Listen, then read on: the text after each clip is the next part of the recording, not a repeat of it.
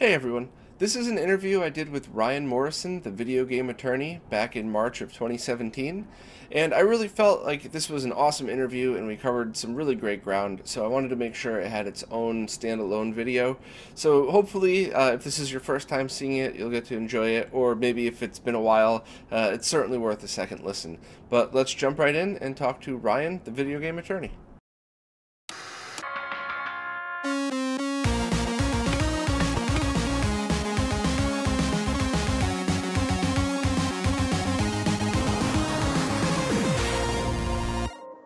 Hey guys, I am here with Ryan, the video game attorney. How you doing, man?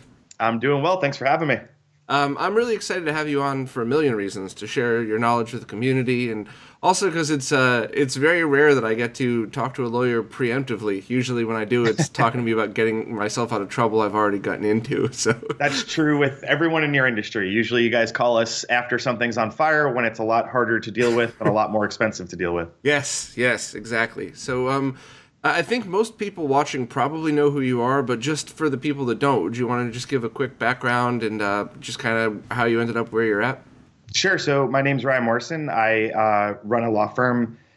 Sorry, getting over a cold from GDC and PAX. Run a law firm in New York with my partner, Michael Lee. We work primarily in video games, but we do digital entertainment. So it's Twitch, YouTube, it's esports. But we certainly started in video games, and a lot of what we still do is game dev related. We help everybody kind of go from hobbyist to professional. We help you with your trademarks, your contracts, make sure everything you're doing is the right way so you don't have to call us when there's a problem later on. Mm-hmm. And that's where we kind of made our home in the industry. Gotcha. So when you were a kid, were you into video games and then got into law, or did you always kind of, did you watch Law and Order and want to be a lawyer, but then also loved video games? Like, what made the connection? Yeah, actually, we get asked that a lot, and it's funny because I didn't know video game law was the thing when I started. It kind of wasn't a thing when we started. There were a couple people working in it, Tom Biscaglia for one, Jim Charney for another, Gregory Boyd, but there was a handful of people kind of doing the entire industry. And I went to law school for criminal law of all things, and very quickly realized that's not what I wanted to do. Litigation's not like they make it look on TV. No, it is not. And to this day, I have not been in a courtroom as an attorney. It's just not the kind of law I do. We do a lot of transactional. My partner is the litigator. I do the transactional side usually. And while we both dabble in the other, just this industry as a whole doesn't see a courtroom much. It's nice that most of what we can do gets solved outside of it. Whether that is through minor or different courtrooms like the USPTO with trademarks or whatever it might be. But no, yeah. So I grew up quite a nerd, though. I grew up playing, literally name it. I spent every hour of my waking life playing games as a kid. Besides hockey practice, I would come right home and play EverQuest, and then I would got addicted to Final Fantasy 7 through fill in the blank, and you name it, I played it. That's awesome. That's awesome. So the one question that I get more than anything else, and I would love to hear your, what you have to say about this, is, are ROMs illegal? And we're most specifically talking about ones from the consoles of the 90s, not a console produced today. I think it's pretty freaking obvious that if you download a 3DS ROM, that's something that's still being sold, that there's no gray area. You're stealing. So well, there's no gray area for either. They're both absolutely entirely the same. They're not legal in any capacity. You're not allowed to distribute someone else's IP. I've heard every theory in the book as to why it's legal. It's not.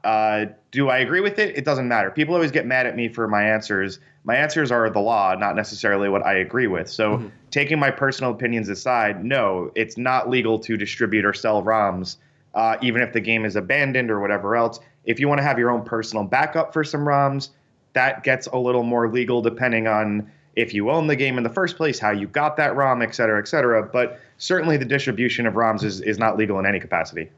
Gotcha. So that's exactly what I've always kind of thought on it. The only thing that I've always kind of said is, of course, Frank Cifaldi just did that big talk about how the pirates are actually the ones that seem to have been preserving video game history.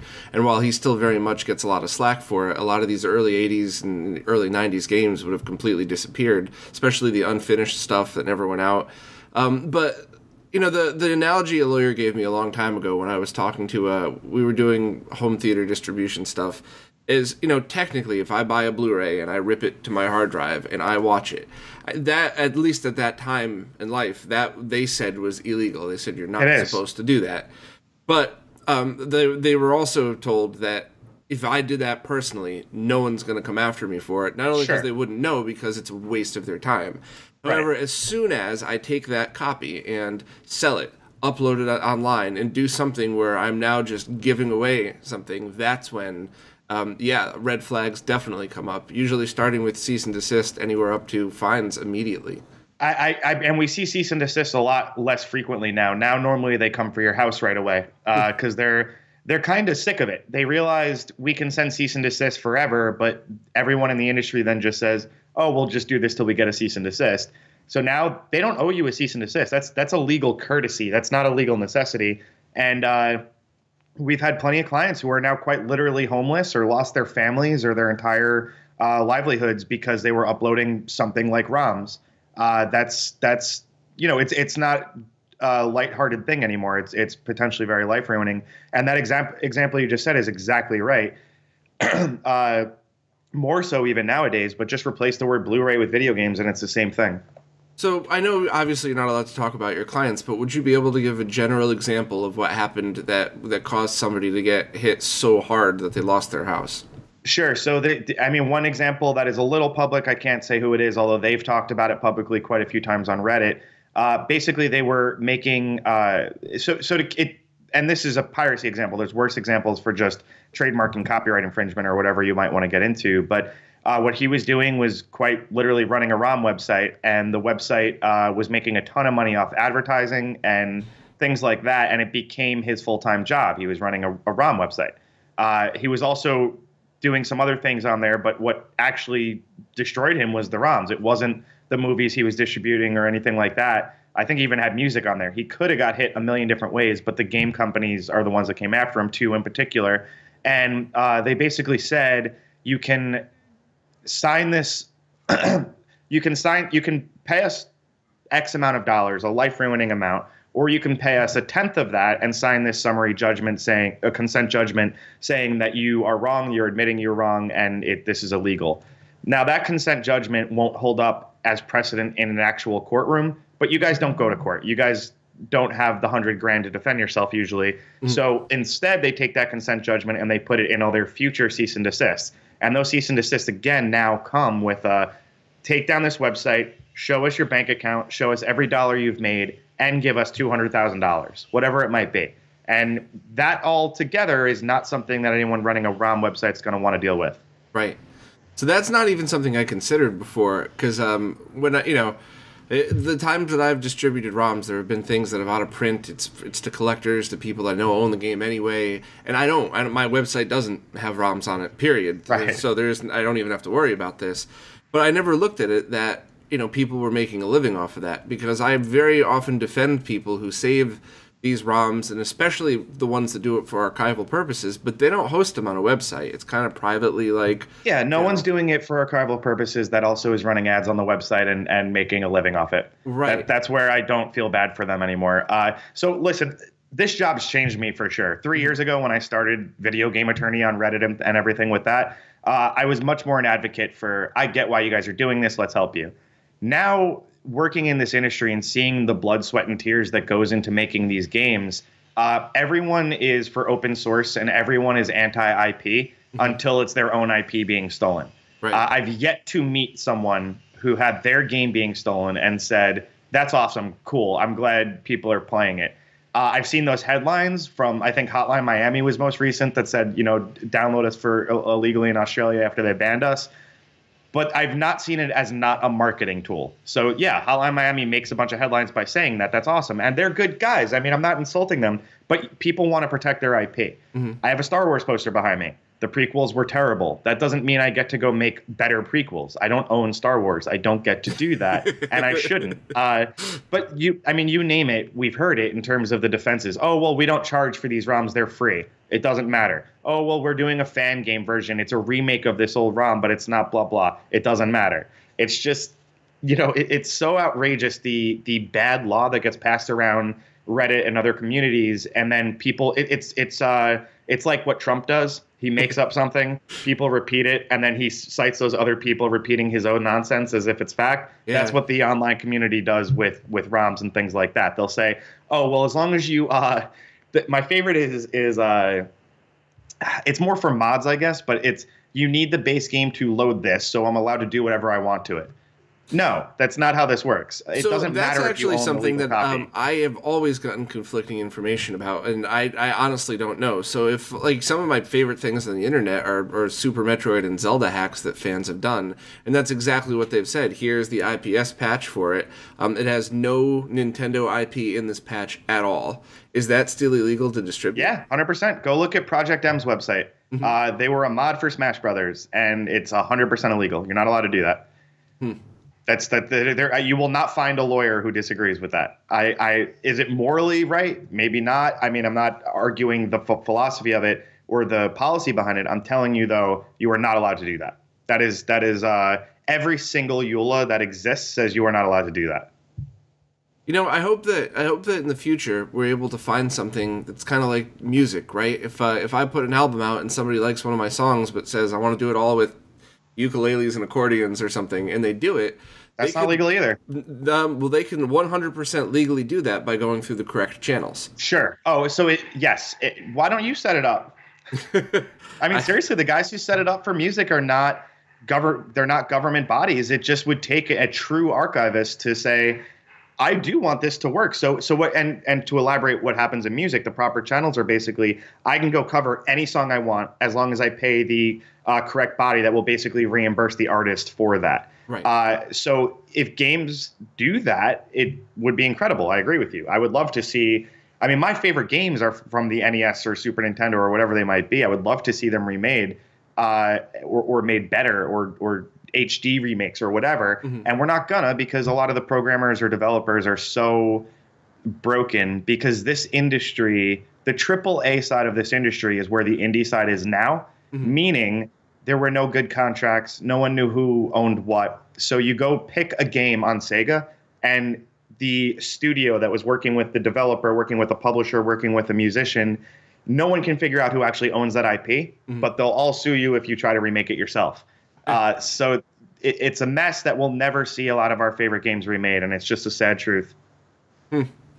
There's different levels of that, too, because, and this is strictly opinion, obviously, but if somebody wants to do, like, a Super Mario World hack for the, the SNES version of it, and they just want to kind of give it away, and it's a very small percentage of gamers, if you really think about it, that's going to be playing it, that's one path that you'd have to fight for. But then if somebody said, I want to redo Super Mario World and put it on an iPhone, in my personal opinion, for Nintendo to say, no, of course not. That's not what we go for. I actually would agree with that totally. But I think the case of another Metroid 2 remake, I'm not sure if you heard about that one, but a guy pretty much did Metroid 2 from scratch, and it's amazing. I mean, it's better than But it's illegal. Yeah, and he did get a takedown notice from Nintendo, and he didn't talk much about it, but from what he said... Well, he can't, because those takedown notices... He probably shouldn't have even said what he said, to be honest. Knowing Nintendo's takedowns, he probably breached the settlement he made with them. I don't represent him. I don't know that, but he said very little. So and I kind of always wondered what happened. Was it just Nintendo saying, look, dude, no way, you gotta take this down, and we'll leave you alone, or was there more behind the scenes that he's not even allowed to talk about? Well, I mean, just pure speculation, because I don't represent him, but I would say the way this normally works, and not Nintendo. Nintendo gets a bad rap for some reason as the most litigious company. They're not. I mean, Sega gets hailed as a savior of everything. Go try to make a Sonic remake for the iPhone and see what happens. I don't understand where the internet kind of made those two parties, one evil, one good. It's just completely inaccurate. Sega sends out just as many cease and desists. But that said, let's take Metroid for a second, or let's remove Metroid and say game X. The way those settlement agreements happen, where instead of pay us $250,000, you pay us $25,000 or whatever it might be, that only gets lowered if you sign a non-disclosure and non-disparagement agreement. That means you cannot talk about this at all, and for the rest of your life, you're not allowed to say a bad word about the company suing you. That's crazy, but that's how it works. That's what you're saving $200,000 for. to not say bad words about it. I get personally upset with people like Aperion or whatever their name is making the KOTOR remake, or they were. I don't even know if they still are. I think those people are dangerous and to be blunt about it, just not good people, because on their website it says something like, is this legal? Yes. And then 2 pages of absolute bullshit, just complete wrong misinformation that other people that are non-lawyers will read and say, oh, cool, this is legal. Here's why they're allowed to do it. Here's why they're able to do it. I'm going to go do it myself. And whoops, my life's ruined. So, those people remaking KOTOR, they're going to get theirs. Most of the time that the cease and desist and the lawsuits don't come until you actually release something. And I apologize, there's construction going on outside of my office. Oh, I'm in New York City. It's happening since I hit record too on mine, so hopefully we won't pick it up. Cool. So it's a matter of they get insanely pompous about the fact I've been doing this for 4 years and I've not gotten a takedown. Okay, release your game. Watch what happens on day 1. They're not going to wait 4 hours after it. The second you release it, they're going to come after you because now there's actual damages that they can prove. Doesn't matter if your game's free. Doesn't matter if your game's $1 million. You're going to be homeless. Yeah, that's it's kind of a scary thought, especially a lot of these. There was one team that redid I don't want to get too specific now in case Nintendo's listening, but they basically took a Japan-only experience that happened in, I think, 96 or 97, and now they made it so people could experience it either on emulators or on home carts, and they just put up the patches, and it's kind of hard to find, too, so it's like, it's by no means are they making 1 cent off of it, and it's I mean, in my opinion, such an unbelievably important piece of history that I didn't even really know existed until they did this. So, and so far, I know all the team members and nobody said anything to them about it. So here's the thing, though. That is a good sob story, and that is a good truth, and that is a good, I want that to exist too.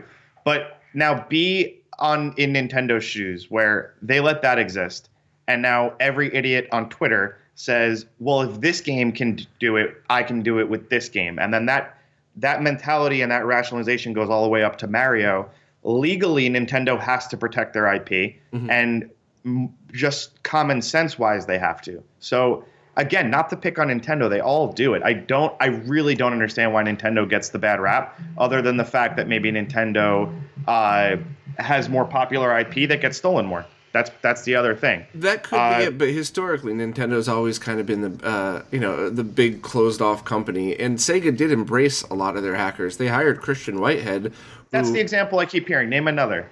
There was one more. Okay, they fine. Worked with Wonder Boy and Monster World team. I think they openly embraced those guys. I think I might be getting that wrong, but there was more than one. So it's possible, but let's be totally. And I'm not anti-Sega and pro-Nintendo. Nintendo messes with my clients more than anyone, but it's because of what I'm about to say. Name 5 Sega properties that are going to be ripped off and redone, and then name 5 Nintendo ones. You could name 5 million Nintendo ones before you get to your 10th Sega one. Yeah. That's why Nintendo has to do this more. Legally, they have to police their IP. Really, what Sega titles are you going to remake that are going to be so good? I mean, how many Sonic fan games do we need? You take Nintendo, though, you have Pokemon, you have Mario, you have literally an endless list of great sought-after IP that people continually try to remake and redo. And that's why Nintendo has basically a policy of, we're not going to talk to you, we're going to sue you. Sega has that same policy unless it gets super popular on Twitter or Reddit. And then Sega gets to say, hey, we're relevant again. Maybe someone will buy us. Maybe we'll finally be allowed to exist.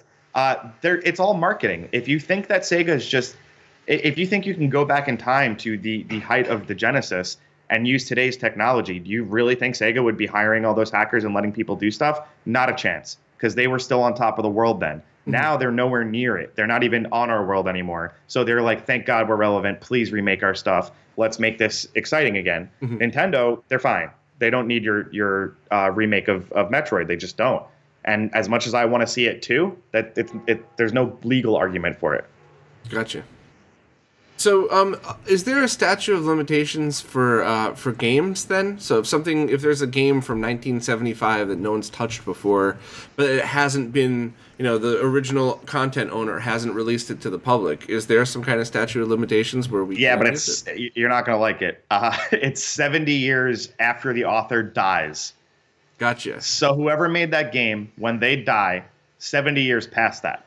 And then if the game is actually owned by a company or something like that, our grandkids won't have the right to do it. It's just going to be there forever. And then even worse than that, trademarks, which protect the title. So if you want to call your game Metroid anything, Metroid's a trademark for the Nintendo company, and that's perpetual. So that's forever. And as long as it's in commerce in any capacity, it's forever. You can claim a trademark's abandoned after 3 years, but you're not. It's not a fight that I'd want to be on.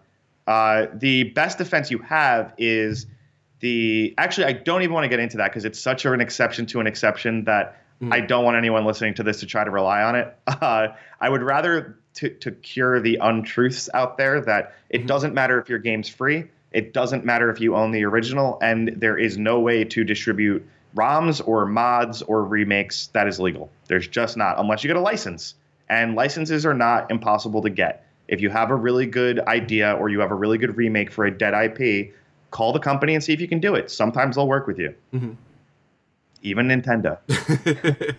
So, what about the hardware then? Because you see all these NES clones popping up. Isn't there a statute of limitations on the hardware, and that's why people do have the clones? To be perfectly honest with you, I am not a patent attorney, and I talked to our patent attorney about this exact fact. And I felt like how I talk to everyone about trademarks. Like my eyes glossed over. I couldn't really follow it. It's such a high level conversation about the actual science behind the things and what is protectable under a patent and what is not.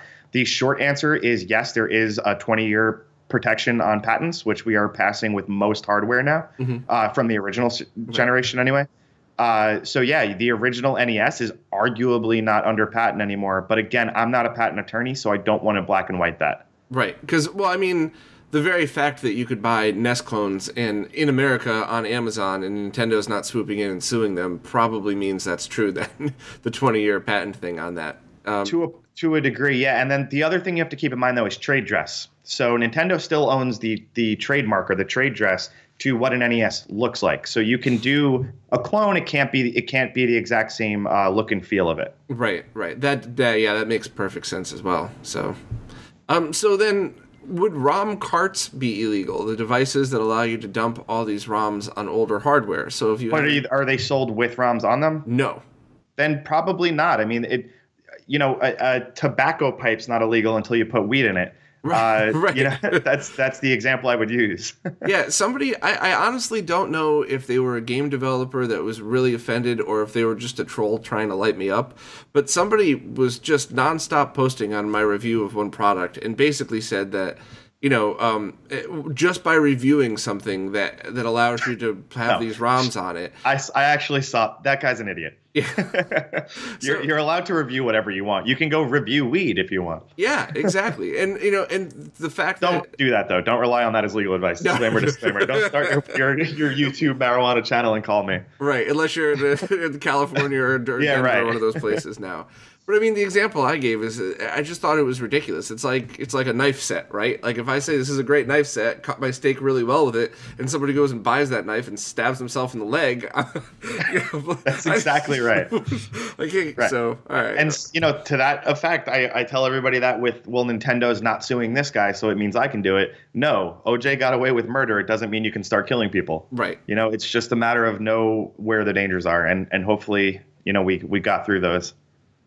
So, do you know anything about where the legalities of some of these hardware mods stand? So, of course, we're still playing in the ballpark of consoles that are older than 20 years old and not having any of their IP involved. Mostly things like you take a console apart, you lift some pins, you solder in this chip. Not mod chips. It's for like video and audio and enhancing the thing. Because I used to work for a company that designed and manufactured computers.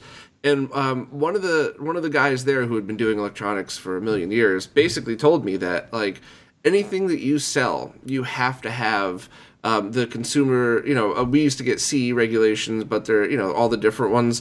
And if you don't, you could be, you could be liable for all these things. And I've had other people say, no, that's completely not true. You could sell anything and get sued. So just make sure you have an LLC set up just in case. But that's what I was just going to say. So the worst answer, but the most true answer to this stuff and to all of these things is they don't need to be right to sue you. They don't need the law on their side to sue you, and it'll cost you $50,000 to get sued. It'll cost you $100,000 if you don't win immediately. So the real answer is kind of don't poke the bear where you don't need to. I wouldn't make it a business of modding Xboxes, but Maida Lashani, our associate, wrote a really great piece on jailbreaking iPhones, which is, even though that's a software change, the arguments are very much still the same. And I would. Without it, that is such a nuanced issue that the short answer is it's usually not legal in most jurisdictions. It's becoming more legal. It's something that our legislators are actually starting to understand what it means and figuring out good policy behind it, as opposed to what they do with everything else on the internet. That's our biggest challenge, is we're using laws written for newspapers to police the video game industry. It's really difficult.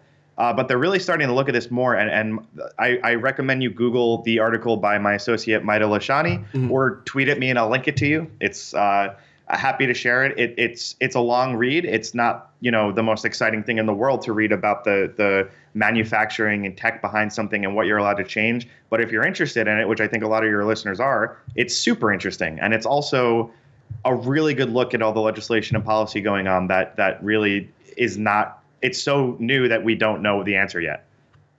Gotcha. So, when it comes to, did you hear about, I think it was in Canada, where somebody just got sued, and I think they might have gone to jail for selling mod chips for, I forgot which system it was, but they were basically a mod chip seller. And it was, I think they originally started with the PS2 stuff, and they got in, a lot of trouble for that. And that there always is the argument of, well, what if I want to mod it to play imports that I've bought? What if I want to mod it to play a homebrew game that I wrote? And obviously if somebody's making a ton of money on it, they're probably selling the mod chips to people who are copying games. For sure. And that's that's what has to be looked at with the policy arguments, because the person making it to make homebrew games is 0.01% of the people buying mod chips out there. And that sucks, but that's the truth of every law we have on the books. You can't, go over 30 miles an hour in a town, because a lot of people who will drive carelessly, even though there's some drivers out there who drive more safely at 40 miles an hour, whatever it might be. That's a dumb analogy, but the such a small group that's doing the right thing with it is unfortunately having their stuff ruined by the idiots mass selling it over eBay or whatever they're doing. And that's what I don't even know this case, but I would bet that's what this guy was doing. That's not going to change. We're not going to see, even with these policy changes I'm talking about that Maida wrote about, we're not going to see these things change, because it shouldn't change. I mean, there's at least in the eyes of the legislators who are trying to protect the corporations who made this stuff, you can't go mod this hardware, or you can't sell kind of a derivative work of the hardware, even though that's not the correct legalese, and give it to people. That is changing. Like I said, there's policy arguments being made right now about what you can and can't mod and what you can and can't change on things. But I don't think you're ever going to be allowed to set up a Nintendo mod store. Gotcha. Now, just recently, I guess there was the right to repair, I think it's called. Yep. So I guess the big companies are not sending out parts. This is something that was handled in the auto industry a long time ago, right? Where now the auto companies are forced to supply replacement parts for X amount of years after a car is manufactured, for this exact reason, to combat this stuff. Is this something that, everything's changing so much that there's no chance of that being won, or is that? Well, that's the trick, right? So we've never seen technology advance this quickly. The differences in a car from 20 years ago versus the difference between your Super Nintendo and a PlayStation 4 are otherworldly. I mean, we've never seen anything like this, to be perfectly frank about it. And that's going to require a rewrite on a lot of policy arguments and a lot of laws we have. The right to repair thing, again, I know your viewership is super behind it, and I love that. I'm actually with you guys. I like to collect a lot of random stuff, and part of it is older consoles and games. I'm really into that. But the truth is, most people are not like us.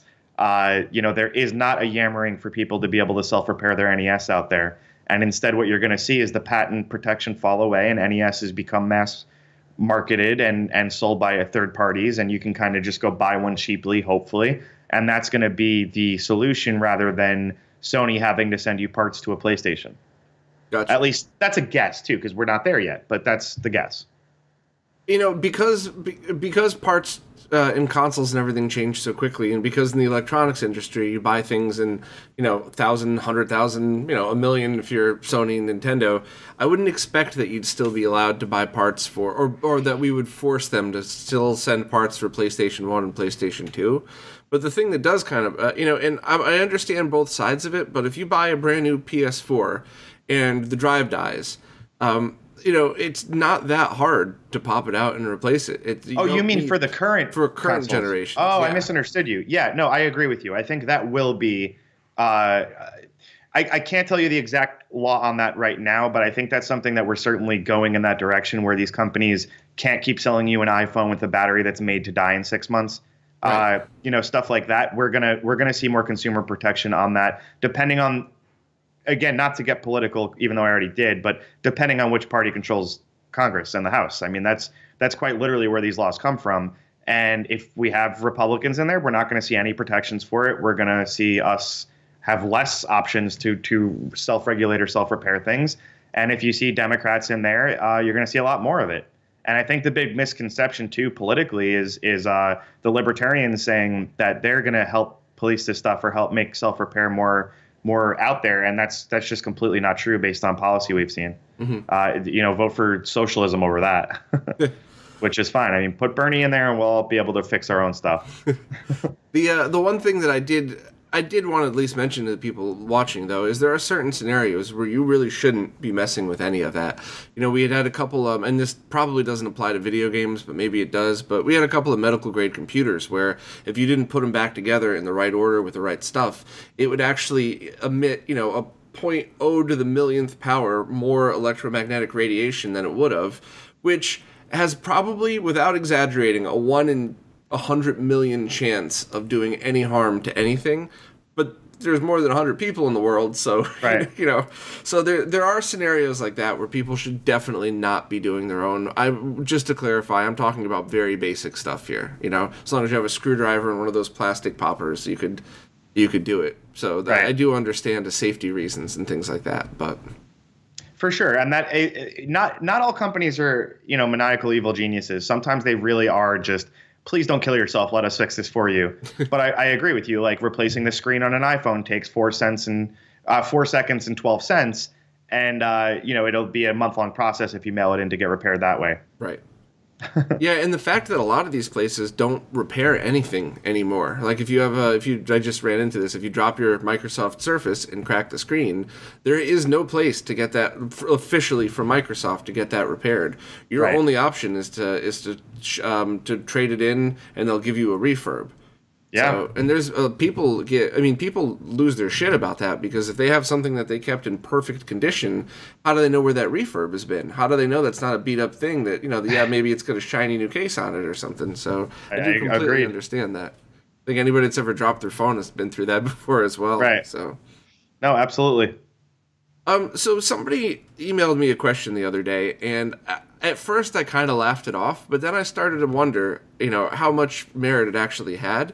But they said they wanted to start an Instagram account, basically just about video games in general and the new things that are out. And they said they're going to be taking a lot of pictures of like amiibos and Nintendo, basically Nintendo IP. And they said, is that legal? And my opinion is, my perception on this was, if something's in public, of course you could take a picture and stick it on Instagram. But is that wrong? is that wrong is a weighted question, because again, you have to look at the total picture. So what are they doing? And this, Jesus Christ, the crane just went crazy there. The whole picture is, what are they doing with that picture? What's it linking to? What's it leading to? Is this to help people do self-repair, or is this to get them to their repair store and sell them a part, or whatever it might be? The whole picture does matter here. So the guy selling mod chips, we're not arguing, is it okay to sell a mod chip to someone, or is it okay to have a mod chip? We're arguing that guy's specific case. And that's the most dangerous part of the internet right now, is that people take a specific case as if it's case law for everyone and everything having to do with that one subject matter. That's the opposite of how the law works. The law looks at everything very specifically. We're as lawyers not even allowed to give out specific answers in a public forum, because they don't want the public thinking that the answer to a specific fact pattern has anything to do with something slightly different. So even just, I would have to see that picture before I could give you an answer. It's that silly. But that's where we're at. That is pretty crazy. I think, at least in the context of what this person had asked, I mean, I get the impression he's going to be walking around and, hey, look what I found at a game store. Oh, hey, look what's up at Walmart. So it's not, you're not taking anything apart or anything. I mean, that's public. You're in public. You're allowed to take pictures. That's fine with the disclaimer, nothing's ever fine, and we're all going to get sued into death. Right, yeah. Yeah, somebody said something to me years ago, a lawyer friend of mine, that remember that anybody could sue anybody for any reason at all. The only question is if they're gonna go anywhere with it. So if somebody really wanted to freak out, and they could say, well, I think that might be threatening my company's IP, whatever else, you might actually end up in court for something if it's if somebody felt strongly enough about it. That's the beauty. I mean, it goes back to, you don't have to be right to sue someone, you just have to be pissed off.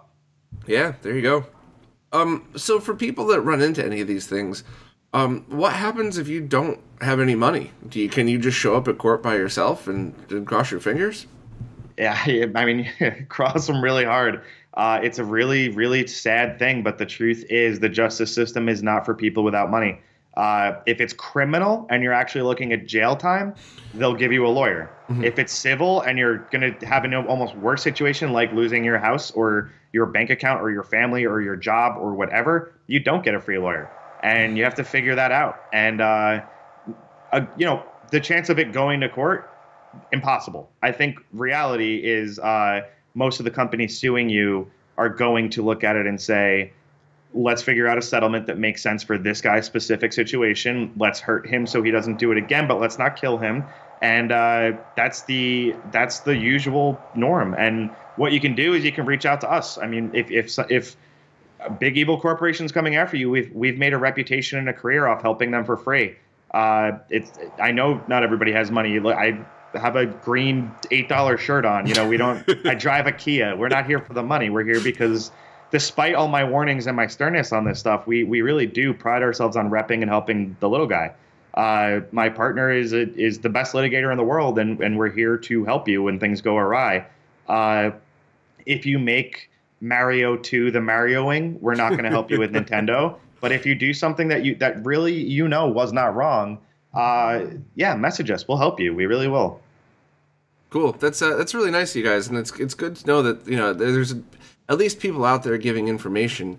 I guess one last question I have is that do they still do, like, I don't know what I was gonna say group suing, but it was 12 years ago, so I'm way past the statute of limitations. So I got something in the mail that says, class actions. Yeah, I bought something that could possibly be used for decoding DirecTV channels. It could also actually be used for PC Engine games, a lot of other things. And, of course I was experimenting with that. I was a nerd and I was like 19. Why wouldn't I want to mess with everything? Right. And the lawyer, or the letter I got said that, we bought the company that sold these things, which means we now own all of their books. So we have proof that you bought it. Pay us $3,500 right now, and it'll go away forever. Or you say no, and we'll sue you for the full $100,000 and take it to court. So I brought it to my lawyer, who basically was like, "Fuck off." Yeah. Wrote the note, said, "Don't ever contact my client again. There's no proof that he even received it, let alone anything else." That's the right answer. And what he actually said was that those companies will do that, and they won't go any farther than that letter until they reach a point. So if if everybody sticks up the middle finger and walks away, then they're done. But if enough people pay that $3,500, that goes into a bank account that says, hey, now we have a budget to sue all the worst offenders. And sometimes that budget's 10, sometimes that budget is for 1,000 people. There's a website that I can't believe I forget the name of right now, but it was doing that with images, stock photos on websites. So they would send you a letter saying, pay us $6,000 because you use this picture that we own. They didn't own the pictures, or they would very loosely be affiliated with the photographer or whatever it might be. It was a scam, and they would never actually sue you. They just said, pay us $6,000 and we won't sue you, or you could ignore this and we also won't sue you. But enough people paid, and some of the people started talking to real attorneys, and those attorneys said, holy hell, this is crazy, as I would have said if I got that letter from your guy. And they got countersued. And yeah, I mean, that's ridiculous. I mean, if what you're saying is how it happened, that's ridiculous. That's when we get Reddit and Twitter to light that company on fire. Because that's what's nice nowadays. We have the internet and social justice, and not social justice warriors, but we can be social justice mages. Really, I mean, that companies don't like the bad PR. They don't like their top SEO to be, this company sucks, look at the scam. So if enough people are getting screwed over, and it's screwed over as traditionally they would have gotten away with it 30 years ago, they can't anymore. So that's why that I don't run into that as often as I did in like 2001 or something versus now. Sure. It's because there's such a huge platform for people to communicate with each other. Because now when you get that letter, the first thing you do is you Google that letter and you see how many other people are worried and freaked out about it, and it all of a sudden turns into a thing. They don't want that. Interesting. Very cool. Yeah. Well, I mean, I know you're a busy guy, and I really appreciate you taking the time to do this. No, it's my pleasure. I for everybody watching, I've had to reschedule 3 times now, and I'm the hugest jerk in the world. So I appreciate you accommodating my schedule. Not a problem at all. Is there any last piece of information, something that I didn't ask that you wanted to get out to everybody who's listening? Yeah, if you're doing something, talk to a lawyer. If you're starting a business, talk to a lawyer. It is free to talk to most lawyers. They will give you a free consultation. And even after that, if you're starting a business, there's a lawyer in America you can afford. There are ones that will do it for very cheap or help you for whatever. And there's ones that are very expensive for when you start making a ton of money and you want kind of that next tier protection. But very much just have a lawyer and an accountant and know what you're doing. Yeah, I actually, I probably should have mentioned this first, but when you posted that thing on Reddit that kind of just went through little steps to go do, and I'll link all this in the description, by the way, for anybody listening, but you posted your basic pricing structure, which of course is going to be different for everybody else, but you gave, and what the prices you were charging were absolutely fair. And the things that I learned, like with I thought I could, all this stuff sounded so simple to me when I was setting up a business for the band and everything, the trademark. And next thing you know, I realized like $3,000 later, if I had just gone to a lawyer first, it would have been about $1,200. Right. So it's just like, unless you're a lawyer, just go to a lawyer. And there are definitely people like you out there that aren't looking to buy a new boat on your small business, I mean, if you want to send me a boat, fine, but no, you're right though. I mean, and I'm not the only one. We're not trying to say that. I mean, would I love everybody watching this to use us? Of course, but there's attorneys everywhere that can help you. But yeah, we're very public about what we charge and what we think things are worth. And yes, it's not $4 for a trademark, but it's a lot less than the $3,500 that a big law firm is going to charge. And we do it just as good, if not better. Yep. And those hidden little things, man. I did my trademark like 4 times, and every time I turned around, they said, no problem. And then a month later, I'd get a letter saying, nope, it's wrong. It's $300 to change it. Like, come on. Yeah. And that's what, that's what's nice about using a law firm. You pay a little more up front, but you get everything done the right way, and you don't have to redo it. Yep. Cool. Well, thank you again for your time and all of the information. If you just want to send me that one link to the thing your partner did, I'll have everything in the description for everybody to read. And I really appreciate it. And if you ever want your consoles modded, deal. We'll do it under the table, so nobody, we won't be legally coming back to you. Sounds good. And thanks for having me again. It's been a pleasure. No problem. Take care. Have a good one. Bye.